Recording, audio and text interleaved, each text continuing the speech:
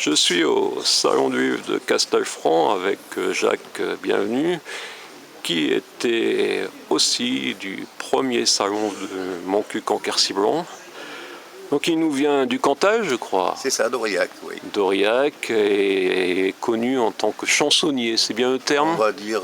oui, chansonnier pour plus vers le jeune public? Multicarte, artiste, ouais, jeune public, poète pour commencer. Ensuite, artiste, jeune public, en fait, ce sont les enfants qui m'ont amené là où j'en suis, on pourrait dire ça.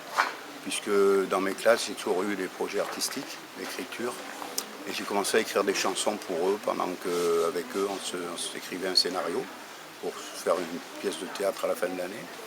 Et d'autant que ça a été impulsé par le théâtre, le festival d'Aurillac, pas le festival éclat de l'été, mais le festival d'expression infantile. Et donc, on nous a demandé de préparer des spectacles pour cet événement. Finalement, j'ai fait 10 éditions, donc 10 années scolaires, c'est plutôt des CE2, CM1, CM2.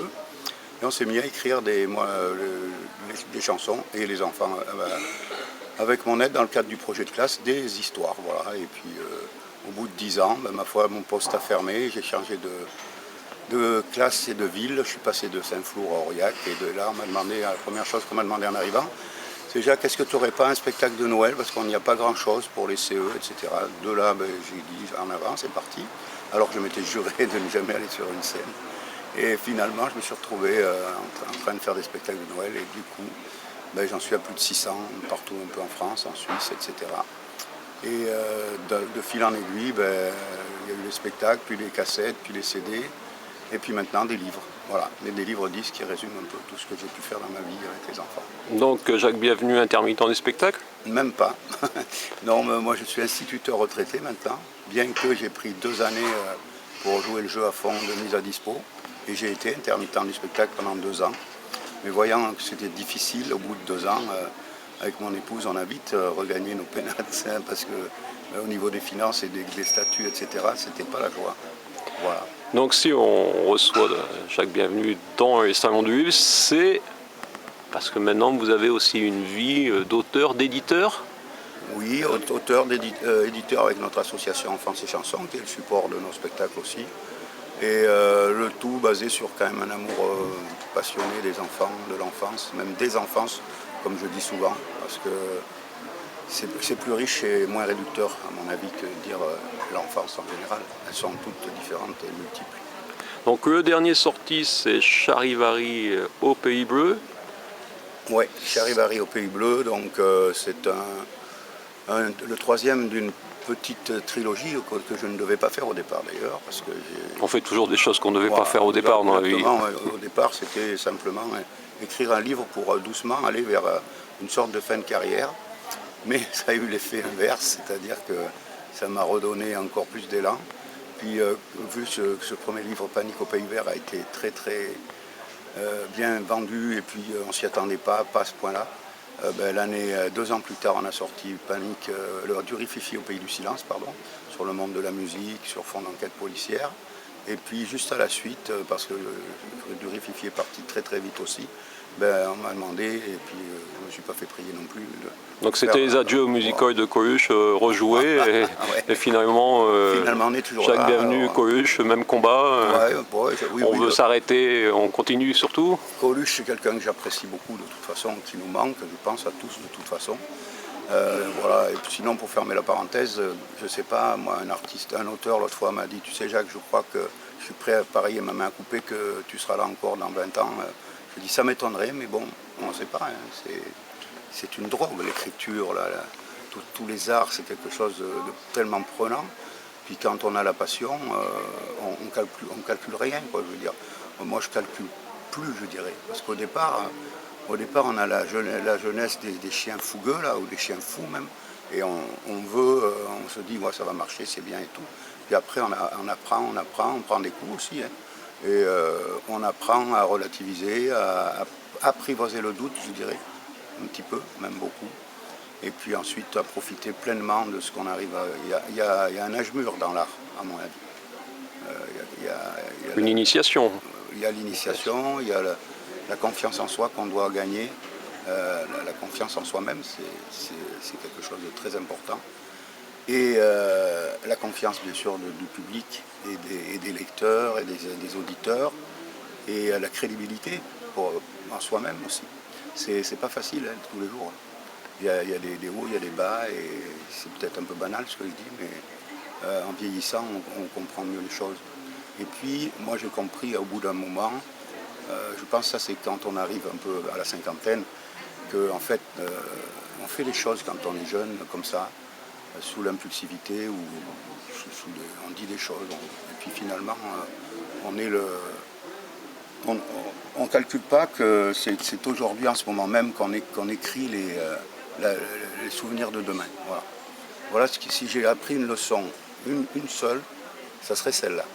Et c'est ce qu'on retrouve dans ce livre? Alors, dans ce livre, non, maintenant je vais pouvoir parler du livre, ça c'était oui. C'est ce qu'on retrouve dans ce livre ou pas? Alors, un petit peu, parce que moi, comme je suis issu de l'éducation nationale, j'ai un côté pédagogique que je dirais presque d'obligatoire. Et donc, au fur et à mesure que je vieillis et que j'écris, je m'aperçois que, de toute façon, tout ce que je fais est pédagogique et est marqué par le sceau de l'ancien institut que j'ai été. Et puis, donc, je parle beaucoup de recherche du bonheur. C'est très philosophique de réflexion. Qu'est-ce qu'on fait de la nature? Qu'est-ce qu'on fait de l'homme? Quels sont les nouveaux repères? Est-ce qu'il y en a des nouveaux repères seulement? Est-ce qu'on ne va pas trop vite avec les enfants? Est-ce qu'on ne les utilise pas trop? J'ai aussi écrit et édité un coffret qui s'appelle Sauve qui peut l'enfance, qui me tient à cœur, qui est un véritable coup de gueule quand j'ai fini ma carrière sur l'enfance. Qu'est-ce qu'on va devenir? Est-ce qu'on n'est pas en train de se faire bouffer par le progrès? Moi je pense que si, parce qu'on n'est plus dans des conflits de génération, on n'est plus dans des réflexions technologiques de génération en génération, style le machinisme ou l'invention de la roue, des choses comme ça. Là. À mon avis, on est dans une fulgurance qui nous dépasse, et j'insiste sur le mot fulgurance parce que c'est quelque chose de phénoménal. Est-ce qu'on mesure tout ça? Je ne suis pas certain. Et le sujet de ce livre, alors, on y revient. Je suis très bavard. Alors ce livre, je suis parti de deux enfants qui sont terribles, puisqu'on parle tellement d'enfants, comment ils sont pas bien les enfants, comment on les... C'est vrai que moi je trouve qu'il y a une forme de maltraitance générale, ce sont devenus des produits de consommation à mon avis. Donc ces deux enfants sont évidemment capricieux, évidemment hyperactifs, même si je déteste ce mot, et ces enfants-là se moquent de leurs parents à longueur de journée, voilà, et les parents bien entendu sont des missionnaires, et ils leur disent, avec votre comportement, vous ne trouverez jamais le bonheur. Ce à quoi les enfants vont répondre, mais d'abord expliquez-nous, dites-nous qu'est-ce que c'est le bonheur. Et sur ce, les parents excédés et laxistes, on va dire, et puis des missionnaires, vont dire, allez vous coucher, nous on est fatigués, on vous répondra plus tard. Ça, voilà. Donc c'est une forme de caricature de notre société actuelle. Et de là... Ce n'est pas d'autobiographie. Non, pas du tout, parce que moi j'étais un élève et un enfant très très sage, selon mes parents. Voilà. Et un parent aussi Non, ouais. Et un parent, je pense, assez sympa. J'ai eu mes enfants même en classe, mais pas intransigeant. Mais on va dire que pour le moment, je ne regrette pas l'éducation. Voilà. Parce qu'il y a 10 000, il y a 100 000, il y a autant d'éducation que d'enfants et de parents. Voilà, et donc ces deux enfants, ils vont dire, ils vont écouter leurs parents, au lieu d'aller monter se coucher, ils vont se cacher dans l'escalier, toujours pour la caricature aussi. Et ils vont écouter les parents, et le père va dire à la mère, tu crois qu'on leur parle du pays bleu, de ce pays où on serait heureux? Et la mère dit, non, non, bien sûr, c'est pas possible, ça, il faut surtout pas faire ça. Ils sont bien trop jeunes, ils auront bien le temps, on aura bien le temps de leur en parler un petit peu plus tard. Et les enfants ayant entendu ça vont partir dans la nuit, on va attendre que tout le monde se lève, le grand garçon va aller chercher sa petite sœur, et de là ils vont partir à la découverte du pays bleu, à la recherche du pays bleu. Il existe ce pays bleu? Alors, ça sera au lecteur de le juger à la fin. Je me suis bien gardé si j'avais la réponse à cette fameuse question, c'est quoi le bonheur, je pense que je l'offrirais gratuitement au monde entier, sans aucune... en chanson? Vous en feriez une chanson? Non, je donnerai la recette, oui, je pourrais même faire une chanson, ouais, pourquoi pas. Donc puisqu'on parle de chansons et de recettes, avant ce livre, il y a aussi eu donc... Alors, il y a eu ce fameux manifeste dont je suis C'est un assez fier. manifeste. Ah oui, revendiqué 36 pages de Avec texte, 16 chansons pour parler 16 de chansons, toi. voilà. Et donc, pour finir, ils vont aller chercher ce bonheur. Vont-ils le trouver? Ça sera au lecteur de le dire. Oui, ça on est toujours dans le dernier livre. Voilà, dans donc le dernier, on arrive dernier. dans Alors, le la nouveau, chanson. Celui-là, c'est un manifeste. Sauf donc, qui peut enfance. 16 chansons sur des thèmes de société, toujours pareil, engagés. Je pense qu'on m'a affublé de plusieurs surnoms, dont le trublion du Cantal, par exemple, que j'assume. Oh là, c'est dangereux là. On m'a affublé de l'ami des enfants, ça me va très bien aussi. En fait, bref, je voulais absolument pousser ce coup de gueule parce que je trouve que les enfants, ok pour... je ne suis pas non plus un passéiste, je suis plutôt progressiste, mais autant les enfants, pour moi, n'ont pas changé, excepté le regard qu'on a, et ça je valide, sur par exemple la vie intra-utérine, sur les progrès qu'ont pu faire les enfants, ça je suis ok. Mais quand moi je fais mon premier groupe de colonies de vacances en 1973, avec des enfants qui avaient pour nom de groupe les grands étaient des enfants âgés de 13 à 15 ans. Maintenant, si je prends 40 ans plus tard en colonie de vacances un groupe des grands, il va faire 9, 10 ans, voire 8. Et ils vont s'appeler les pré-ados ou les ados. Alors ça me laisse très très perplexe. Et c'est pour ça que je me suis dit, d'abord, il y a tout ça, tout ce côté-là, où à mon avis l'enfant on le fait avancer beaucoup trop vite. Parce qu'un enfant, ça reste un enfant, et il faut des valeurs, certaines valeurs éducatives pour qu'il avance, à mon avis. Là on pourrait en discuter aussi, mais ce serait des discussions très longues et passionnantes, bien sûr.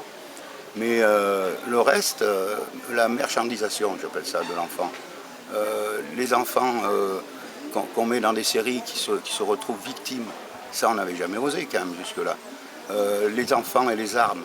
Les enfants même qui sont j'ai vu ça dans des séries américaines, des enfants qui étaient tueurs. Ça quand même, il y a de quoi se poser des questions. Tout ça pourquoi? Pour faire toujours du sensationnel, pour vendre. Moi j'en ai marre, je suis fatigué que les enfants soient des marchandises. Voilà. Donc, moi, voilà, je préfère qu'on développe l'esprit, la culture. Moi je préfère voir 4 enfants comme j'ai vu hier, tiens, en me promenant vers chez moi. J'adore discuter avec eux, mais 4 enfants qui se baladaient dans la rue, qui parlaient de leur rentrée, qui n'avaient pas de smartphone ni quoi que ce soit. Ils m'ont vu, ils m'ont dit bonjour Jacques, ça va, qu'est-ce que tu deviens, tout ça.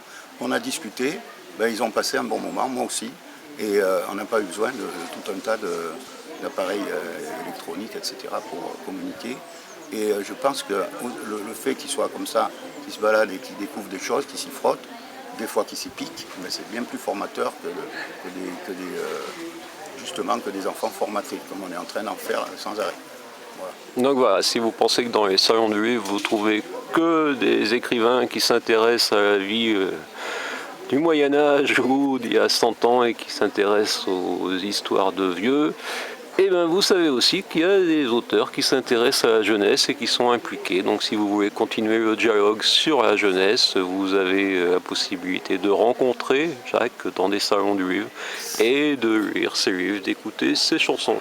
Donc on se retrouve dans d'autres salons du livre. Avec plaisir, oui. Les discussions sont... En fait c'est ça les salons des dédicaces. Les dédicaces j'adore, tout comme les spectacles, mais les salons sont moins frustrants parce qu'on peut discuter justement avec les gens, apprendre si on sait écouter. Et il ne faut pas penser que les salons, que le mot mercantile. Les salons, c'est justement des moments d'échange. D'ailleurs, si on part avec cet esprit de je vais vendre combien aujourd'hui et je n'ai pas vendu, ben, c'est même pas la peine de se déplacer. Quant au bruit de fond, ce ne sont pas des enfants turbulents, c'est que derrière nous, il y a des écrivains qui parlent. Ça n'existe Merci pas. Jacques. Merci Stéphane.